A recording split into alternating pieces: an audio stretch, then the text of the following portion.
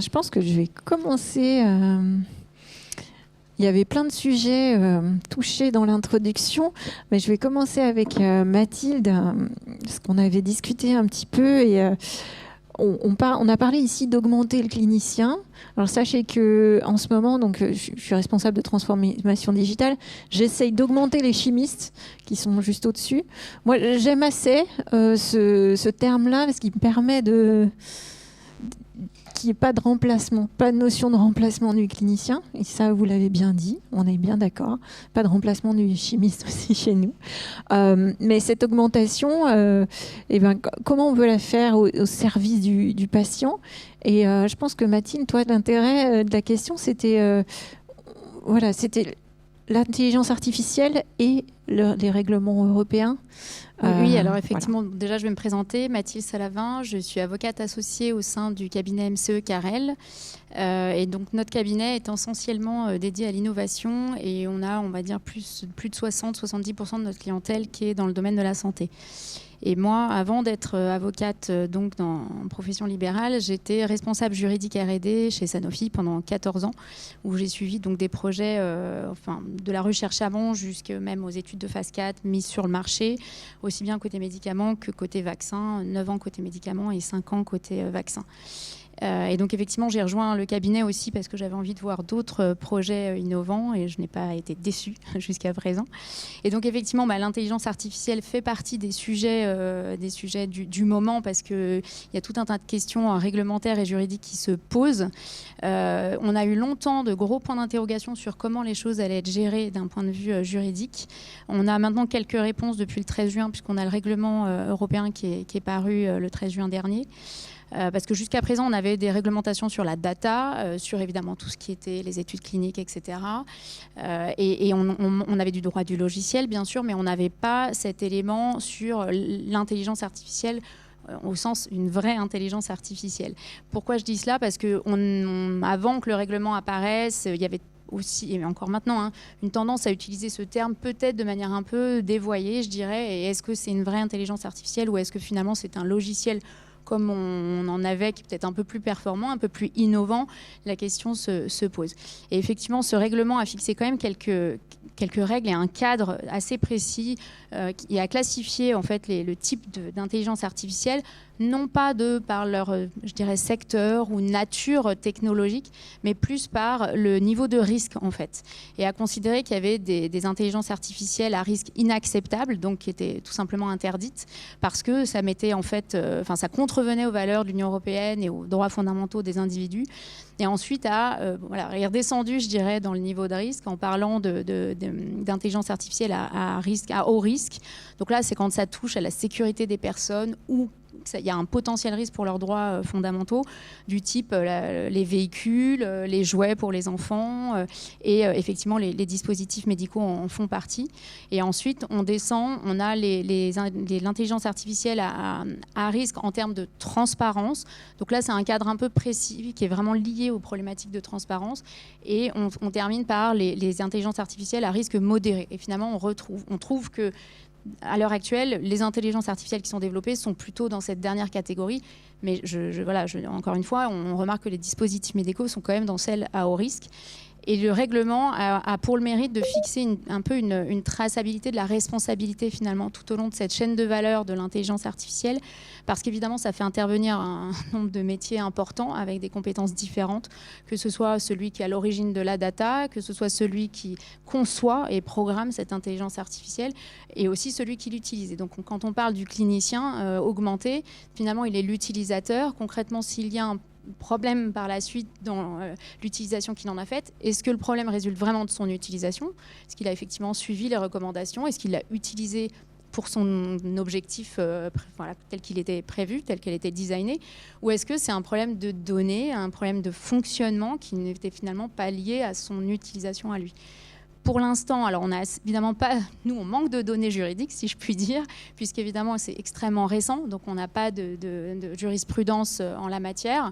Mais pour l'instant, on en reste à des des systèmes de responsabilité finalement relativement classiques, on arrive toujours à trouver un responsable humain en fait. Donc voilà, pour l'instant, il n'y a pas je dirais, de vraies difficultés parce qu'on reste sur des intelligences artificielles, je mets des grands guillemets, simples, c'est-à-dire où en fait on arrive à retrouver cette chaîne de responsabilité. Mais c'est sûr qu'on ne sait pas ce que l'avenir sera, puisqu'il y a encore plein de possibilités en termes d'intelligence artificielle. On voit qu'on développe énormément de choses extrêmement innovantes. Et peut-être qu'à un moment, ce sera beaucoup plus compliqué d'aller établir cette chaîne de responsabilité. Mais donc, vous êtes en ligne avec ce que disait Pierre Eudel sur le verrou légal qui est en passe d'être pas résolu, mais en tout cas en bonne voie pour trouver des solutions, en fait. Alors oui, parce que je pense quand même que, même si le droit n'est pas moteur, le droit suit quand même l'évolution de la société, que là, ça devient, tout le monde l'a constaté, indispensable, que l'Union européenne, en tout cas, était très attendue par rapport à la réglementation, a mis un peu de temps aussi à la sortir, mais bon, vous imaginez bien combien c'est compliqué de réglementer ces domaines-là. Et effectivement, il y aura toujours des solutions. Moi, c'est ma façon optimiste de voir les choses, c'est qu'on trouve toujours des solutions, mais évidemment, il faut rentrer dans le cadre. Donc ça, on n'a pas le choix. Donc moi, c'est aussi la façon dont j'essaye d'accompagner mes clients, c'est de leur dire, c'est pas de leur dire non, c'est de leur dire, on peut peut-être pas exactement le faire comme ça, mais on va trouver une solution pour rester dans le cadre et quand même atteindre votre objectif. Et je pense que les réglementations essayent quand même d'aller dans ce sens-là. Dieu merci, parce que sinon, on n'aurait pas d'évolution scientifique possible.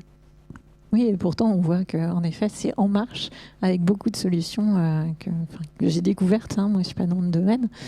C'est assez impressionnant. Et du coup, on a la question de l'avantage de ces données de vie réelle pour dérisquer la recherche de nouvelles solutions. Et je crois que c'était une des questions que je voulais adresser à Alexandre. Donc, on a vu un petit peu dans la présentation, mais vous avez peut-être d'autres exemples. Voilà. Ah oui, des exemples, beaucoup, mais peut-être replacer ça dans un cadre global. On a parlé tout à l'heure de l'attrition, de l'efficience de cette industrie qui reste quand même assez basse, malgré toutes les révolutions qu'il y a eu et malgré toutes les évolutions technologiques qu'il y a eu. On est sur des taux de succès qui ne sont pas encore très très élevés, et je pense que ça tient à l'inertie qu'on peut observer sur le passage à l'échelle de l'adoption de ces approches, d'IA ou pas d'IA, mais surtout d'exploitation des données de vie réelle, je dirais, où en fait on constate que pour les laboratoires, et ils ne sont pas tous dans ce cas-là, qui ont déjà adopté la donnée de vie réelle comme thème central et comme outil, comme levier principal, de plus en plus ils s'y mettent tous. Mais ce qu'on observe, c'est qu'au mieux, sur le panel de sujets, il y en a au moins une quinzaine, entre comprendre les besoins médicaux non satisfaits en modélisant les soins et les résultats pour voir où ça répond pas. Comprendre les phénotypes, l'hétérogénéité de la population cible. Comprendre la manière dont la pathologie évolue, sur quelle durée, différencier les progresseurs rapides des progresseurs lents, comprendre les comorbidités, les complications, les facteurs de risque, etc. Il y a une quinzaine de sujets.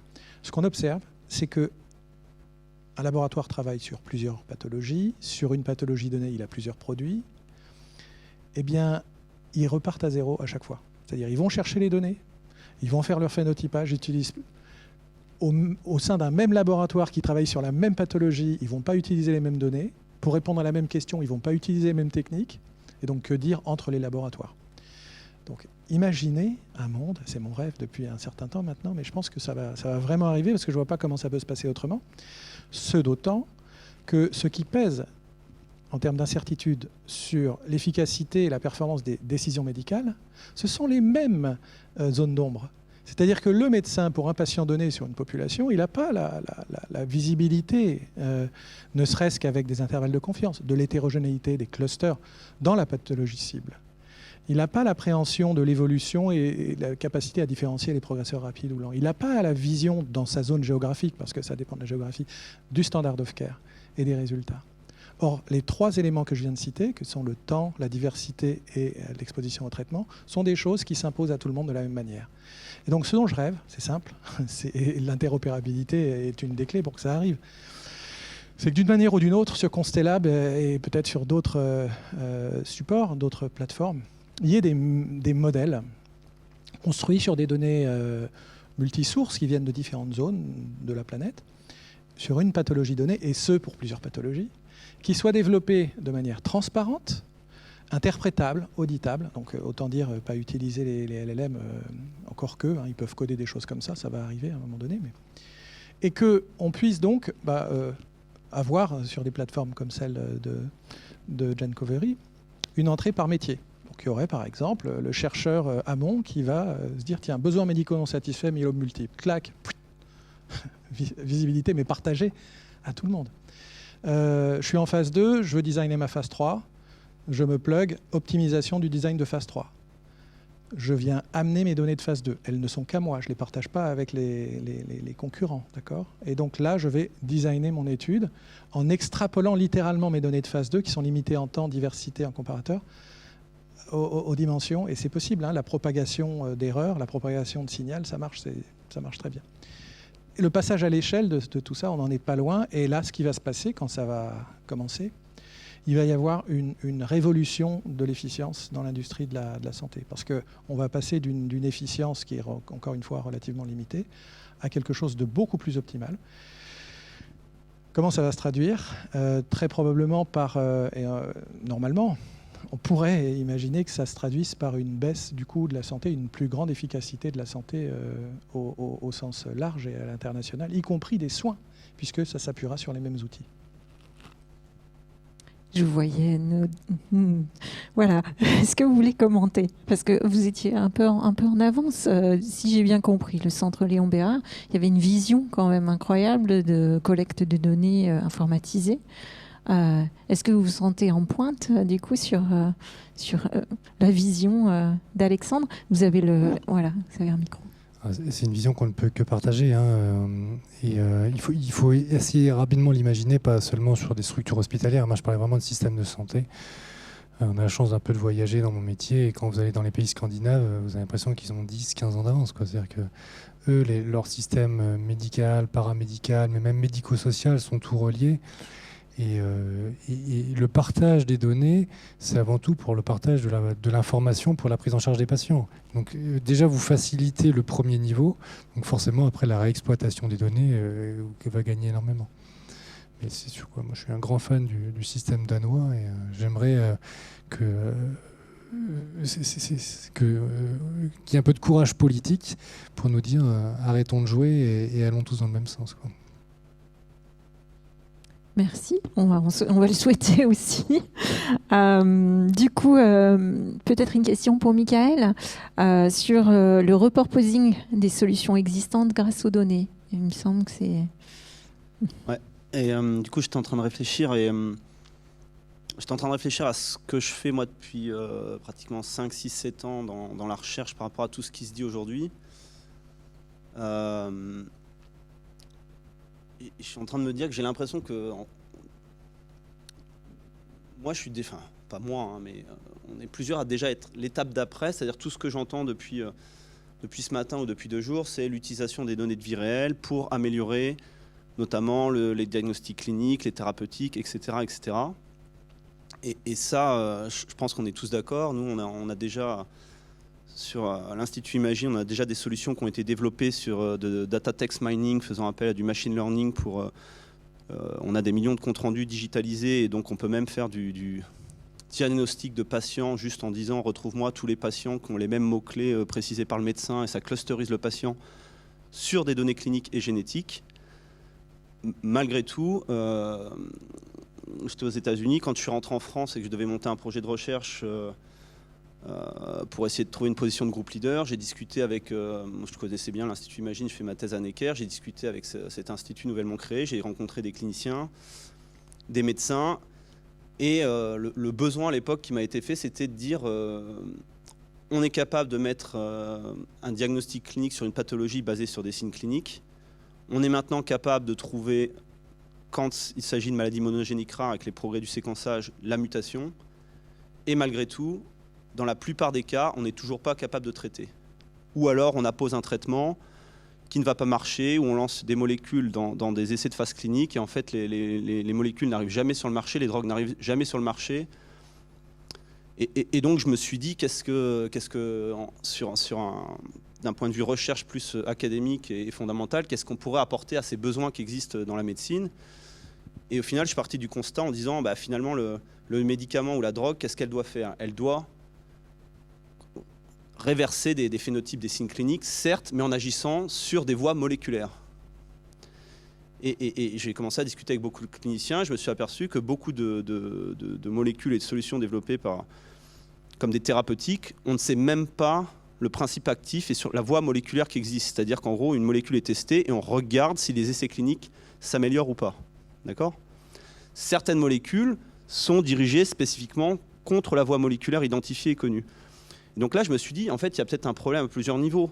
Tant qu'on ne continuera qu'à diagnostiquer les patients sur les données cliniques et génétiques, par exemple, quand on fait un essai clinique pour tester une drogue, la cohorte, elle est basée sur les patients ont la même maladie clinique, basée sur des signes cliniques qui sont certes mesurables, quantifiables, mais souvent potentiellement assez empiriques et subjectifs d'un médecin à l'autre. Donc l'idée de se dire, si maintenant on arrive à... Alors au départ, j'ai employé le mot diagnostiquer les patients au niveau moléculaire. Ensuite, des médecins m'ont dit que ça serait crispant. On va mieux parler de stratifier les patients par leurs vrais défauts moléculaires profonds. Peut-être que si on pouvait apporter ce type de stratification des patients, d'un coup, on aurait des patients qui sont regroupés ensemble parce qu'ils ont le même problème et défaut moléculaire. Et dans ce cas-là, de façon assez simple, on pourrait dire, existe-t-il sur le marché une drogue qui target déjà cette voie moléculaire avec efficacité? C'est FDA approved, donc toutes les études de toxicité ont été faites. C'est juste que personne n'a pensé à l'heure actuelle à les appliquer pour telle ou telle pathologie. Et donc en partant de cette réflexion-là, on s'est dit comment on peut faire. Et donc c'est là où on s'est engagé sur la génération de données au niveau multiomique, cellule par cellule, parce qu'en plus on travaille sur des maladies rares. Donc on s'est dit comment je peux utiliser des approches par exemple de machine learning ou d'intelligence artificielle quand j'ai 5 patients dans ma cohorte. Les approches non supervisées, il faut un échantillonnage énorme. Et c'est là où j'ai lu des articles mathématiques qui disaient par exemple si j'ai 4 patients mais que je génère des informations d'expression de gènes, 10 000 cellules par patient, alors j'ai 40 000 datasets, 40 000 points. Donc peut-être si on couple ce qu'on appelle nous, le single cell multiomics, le big data à l'intelligence artificielle, peut-être qu'on pourra de façon très précise identifier les défauts moléculaires profonds propres à chaque patient. Et donc maintenant, on arrive dans un cas de figure de plusieurs projets de recherche à petite échelle et à plus grande échelle, où on est capable de stratifier les patients en fonction de défauts moléculaires. Maintenant, une fois qu'on dit ça, est-ce que notre stratification moléculaire du patient est valable avec tous les biais qu'on a discutés depuis ce matin? Alors, ce n'est pas des biais de virel, là, c'est plutôt des biais liés à la recherche, mais bon, ils sont présents. Et c'est là où nous, et on travaille avec les cliniciens, c'est là où on a besoin du maximum de données cliniques et sûrement de vie réelle, pour une fois que nous, finalement, moi j'aime bien reclusteriser mes patients sans rien connaître. J'exagère un petit peu, mais il y a des patients, ils sont enrôlés en fonction de... Il y a un périmètre, maladie auto-immune, auto-inflammatoire, etc. etc. Les étudiants de mon équipe aiment bien se dire oui, mais alors attention, je vais chercher une signature, je prends tous les patients qui ont la même pathologie. Je dis mais non, le concept n'est plus cela.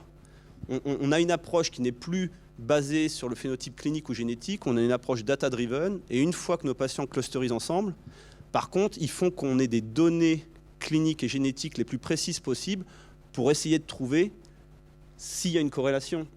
Et donc ça, nous, on est en train de le faire à petite échelle, on sent que ça marche. Et donc c'est pour ça où j'apposerai à tout ce qui se dit, il faut dès maintenant, aux données de vie réelle, aux données cliniques et génétiques, ajouter ce que nous on appelle les données moléculaires, parce qu'en fait, tous les traitements, sans exception, ciblent une voie moléculaire. Et donc si on réverse un petit peu la façon de penser et on priorise un peu plutôt que d'essayer d'aller vite et de se dire je cible le médicament qui va faire baisser les signes cliniques, peut-être que si on essaie de cibler, d'abord de comprendre quel est le défaut moléculaire, on rentre en médecine personnalisée et on peut s'apercevoir que oui, c'est déjà le cas et on est déjà en médecine personnalisée. On s'aperçoit que sous une même pathologie, sous un même syndrome, sous une même maladie monogénique rare, des fois on a 5 patients. Finalement, au niveau moléculaire, c'est pas si homogène que ça.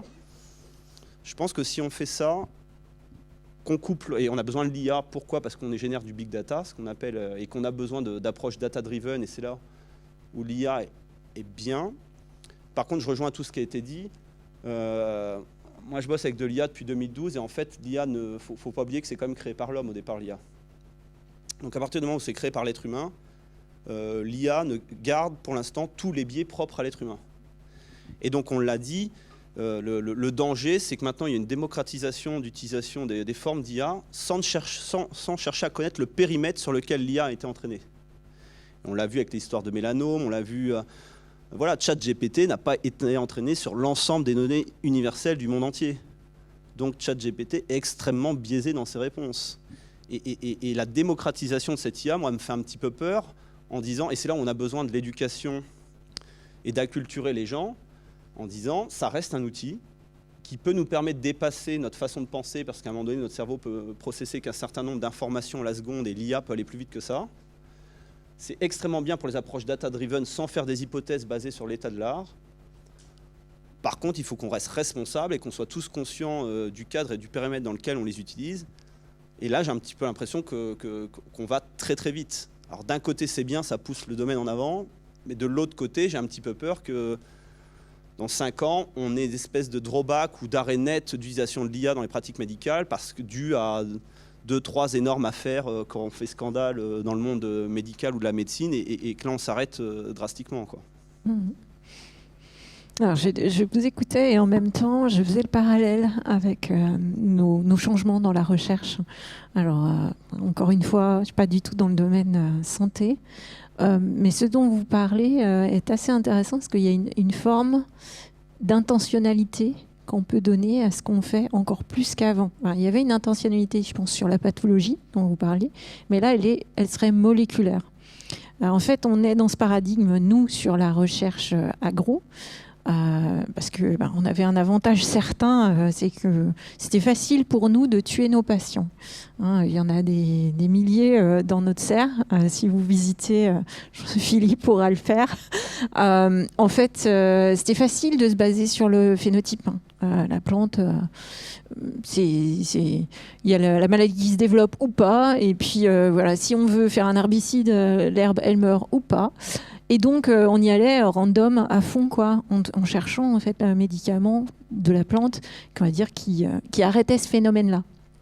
Et nous, on a décidé, en tout cas, c'est une vision de la recherche actuelle chez Bayer, d'arrêter ça et de se dire non, on veut partir sur la cible et créer la molécule qui va bloquer la cible avec une intentionnalité qui nous est proposée. Pourquoi on peut enfin faire ça ?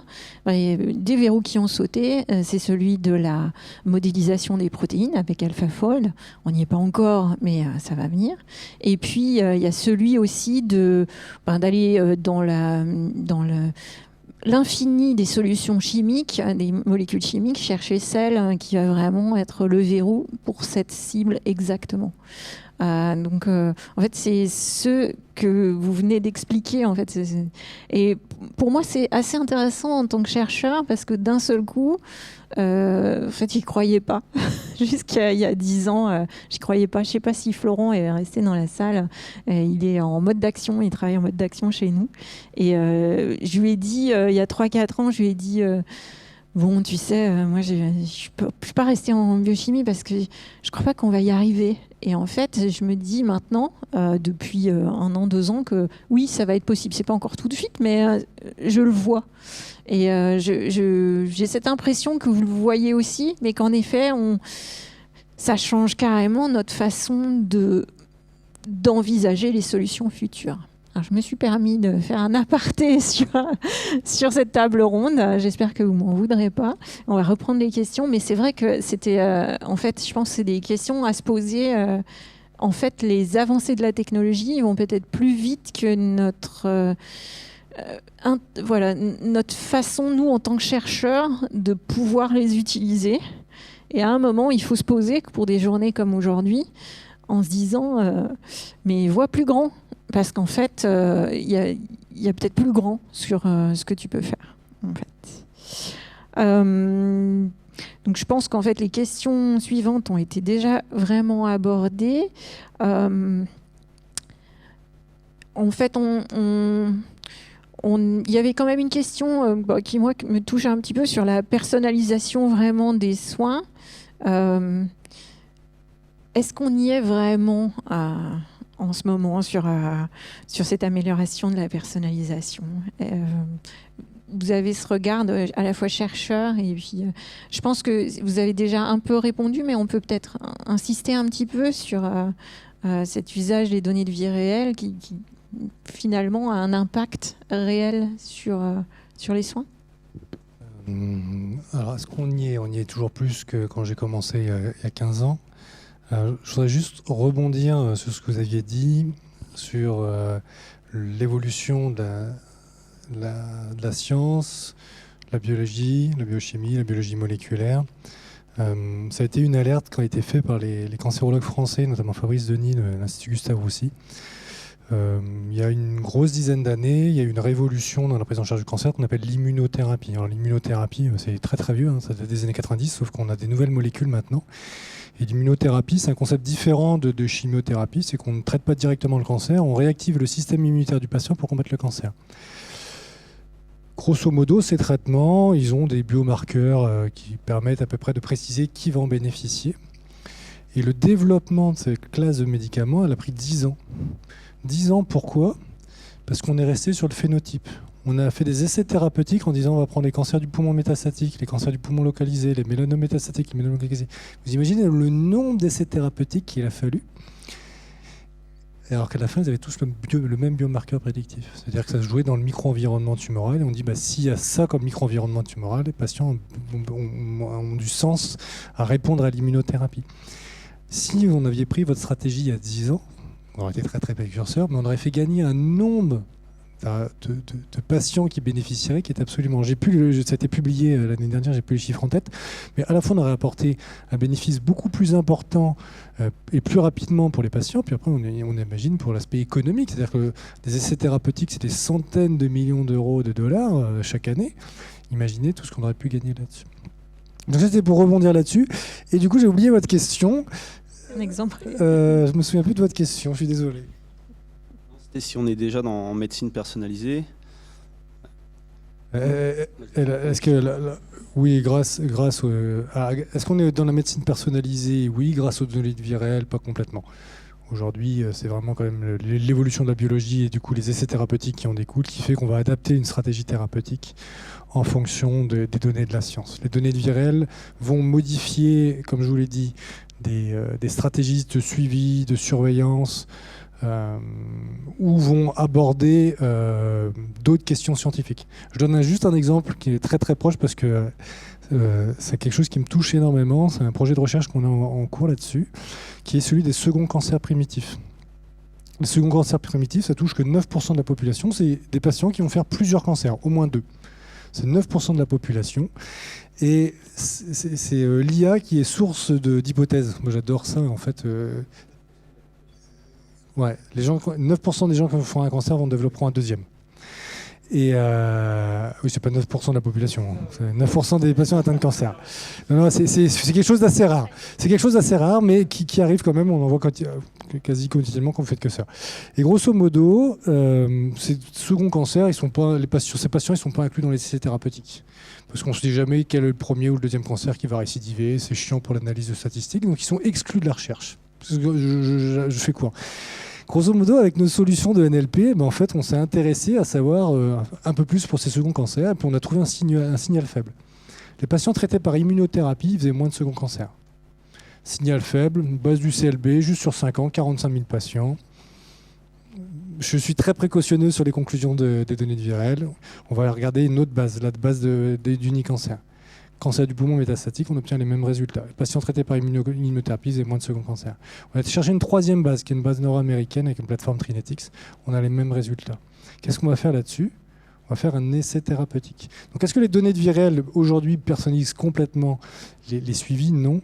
Mais en fait, c'est des sources d'hypothèses, comme je le fais, qui nécessiteront d'être validées, mais qui sont extrêmement intéressantes et qui nous poussent à continuer à aller dans ce sens-là. Même réponse, les données de vie réelle, je ne pense pas encore, mais c'est sûr qu'elles apporteront plus tard, quand on saura bien les collecter, les colliger, avec tous les nouveaux biais qu'il y aura, parce que ce sont des données de la vie réelle. Donc on a déjà beaucoup de mal avec les données cliniques, les données génétiques et les données moléculaires à bien les... Comment dire, comme on le disait, des fois entre deux post-docs du même labo, la variabilité est assez énorme par les pratiques, par l'analyse, donc c'est compliqué. La médecine personnalisée, finalement, Moi, j'ai des exemples où on y est déjà, mais c'est extrêmement frustrant parce qu'on y est déjà, mais du coup, comme on sait que ça peut marcher, on y est déjà, mais je ne sais pas encore comment on peut faire pour le démocratiser. Dans nos études, où nous, on a des patients qui sont enrôlés atteints de maladies auto-immunes, auto-inflammatoires, des maladies myogéniques, une maladie un peu plus multifactorielle complexe. Je crois que j'en ai déjà parlé, alors je ne sais plus si c'était devant tout le monde ou pas, mais l'arthrite juvénile idiopathique.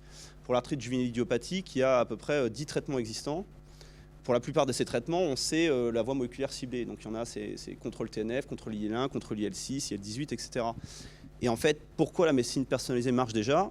Moi, le patient à Necker qui enrôle ces patients, de plus en plus, il m'appelle et il me dit, voilà, en utilisant le code pseudonymisé, hein, bien sûr, est-ce que cette patiente-là, tu l'as déjà analysée en single-cell transcriptomique ? Parce que là, j'aimerais bien que tu me guides un peu. Et est-ce que je lui mets en première intention de l'anti-TNF, de l'anti-IL1 et de l'anti-IL6 ? Et donc, quand j'ai eu la chance d'avoir déjà les résultats, moi, je peux juste lui dire, dans ces 3 voies moléculaires, qui sont toutes les 3 connues pour être responsables, à l'heure, et ça c'est important, au moment où le sample a été prélevé, nous, on voit un excès de la voie TNF. Et donc, le clinicien, du coup, s'appuie sur cette recommandation venant de la recherche fondamentale, on peut dire, et va mettre l'anti-TNF en premier, parce que sinon, il nous explique, je mets l'anti-IL1, j'attends 3 mois, au bout de 3 mois, on sait que l'anti-IL1 ne marche pas, je passe à l'IL6, j'attends 3 mois supplémentaires, ensuite je passe au TNF, etc. etc. Donc on sent comment les données moléculaires peuvent nous permettre de faire un saut énorme dans la médecine personnalisée. Par contre, je ne sais pas comment on peut le démocratiser à une utilisation courante. Moi, j'ai essayé de proposer sur le campus de l'hôpital Necker à mon institut en disant, via les données single-cell qui restent coûteuses, nous, on est en capacité d'établir de façon rapide une cartographie cellulaire des cellules du sang de chaque patient. On a des atlas. Moi, je vous propose que chaque patient qui arrive à l'hôpital Necker, on puisse générer cette cartographie cellulaire et on fait du matchmaking, du clustering de patients. Et j'essaye de vous dire de quel groupe de patients mon patient se rapproche. Nous, on a toute la technologie, on la maîtrise. Ça prend pas, ça marche pas pour plein de raisons. À la fois les pratiques médicales existantes, le monde éthique, réglementaire, juridique, financier. Et ça, pour un chercheur qui est au début pas de la découverte, mais aussi ou au début de cette notion nouvelle, c'est extrêmement frustrant. On sait que ça marche, mais on ne sait pas comment on va arriver à le transposer dans la pratique de tous les jours, quoi. Je vois que tu veux. Je me permets de rebondir, oui, parce que effectivement, ça montre quoi ? Je trouve que ce qui vient d'être dit par Michael et puis par Pierre, c'est que en fait, toutes les innovations digitales en particulier, à partir de données de vie réelles ou non, dès lors qu'elles ont vocation à passer à l'échelle, à être démocratisées, doivent porter en elles-mêmes la démarche d'innovation, cette projection et cette prise de recul par rapport au monde réel dans lequel on veut déployer. Je veux dire, on est quand même dans un monde où il n'y a pas si longtemps, il y avait encore 3 ou 4% des prothèses de genoux ou de hanches qui n'étaient pas posées du bon côté quand même. Donc en termes de personnalisation, il y a mieux. Hein. Donc on vit dans un monde où quelqu'un qui arrive en béquille ou en fauteuil n'est pas forcément pris en charge correctement parce que rien n'est prévu, alors qu'en fait, c'est un cas qui n'est pas totalement rarissime dans ce genre d'affection, etc. Et donc, du coup, et je ne parle même pas de la présence des données, où si on invente une machine génialissime qui caractérise le tissu vivant comme personne ne l'a fait et qui permet de faire ça, mais si la machine elle est dans un seul site dans le monde, il va se passer du temps avant qu'on déploie. Je veux dire, c'est vraiment un truc caricatural ce que je dis, mais si on n'intègre pas ça tout de suite dans le design, effectivement, on se retrouve dans une situation où on se dit, bon, comment ça passe à l'échelle ? Donc, c'est très caricatural ce que je dis, mais force est de constater que dans la démarche de la recherche ou de la conception, de l'innovation, on constate que la plupart du temps, il n'y a pas ce pas en arrière. Et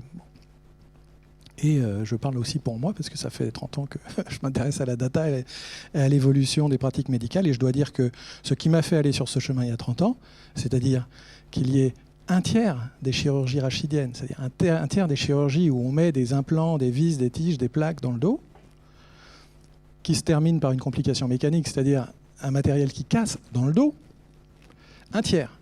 Il y a 30 ans, et c'était déjà le cas, c'est une chirurgie qui est née dans les années 70, les visées pédiculaires, etc. Ça m'a révolté, je me suis dit, c'était pas possible. Et rien n'était fait pour que ça s'améliore. Eh bien, en 30 ans, ça n'a pas changé. Il n'y a pas d'approche quantitative alors qu'il y a énormément de données, mais ça n'intéresse personne. Je terminerai par dire que depuis au moins 20 ans, il existe déjà des méthodes, j'en ai montré un exemple tout à l'heure, qui permettent des algos, qui permettent de faire du clustering supervisé, c'est-à-dire qui permettent typiquement d'identifier les sous-groupes de patients qui ont un taux de réponse bien supérieur, et ce de manière assez reproductible entre jeux de données, etc. Eh bien, un nombre pas incalculable de fois, il faut que je sois honnête, mais un nombre trop important par rapport à ce à quoi je m'attendais, de laboratoires pharmaceutiques m'ont expliqué que ça ne les intéressait pas d'aller chercher les répondeurs, parce que dès lors qu'on identifierait les répondeurs, et j'allais même dire les patients, les sous-groupes de patients qui ont un rapport bénéfice-risque supérieur à la moyenne, ça ne les intéresse pas du tout, parce que ce serait nicher le produit sur une population moins importante. Alors, désolé de mettre les pieds dans le plat, bon, on est plutôt en crop science ici, donc ça va, mais globalement, je pense que ce sont des sujets qui ne sont pas tabous, mais à un moment donné, dont il faut parler, et dont il faut parler d'autant plus que la crainte de ces personnes-là, c'est de se dire, bah, attends, je vais être payé le même prix pour un nombre inférieur de patients. Aujourd'hui, pourquoi les médicaments sont si chers? Parce que ça coûte 1 à 2 milliards, on en parlait tout à l'heure, de développer un médicament, mais pas parce que le programme de ce médicament a coûté si cher, mais c'est parce que des dizaines et des dizaines ont échoué avant que celui-là réussisse. Et donc, si on se projette un peu vers une industrie plus efficiente, on peut imaginer qu'on puisse se permettre effectivement d'être beaucoup plus personnalisé aussi dans le ciblage. Merci pour cet éclairage.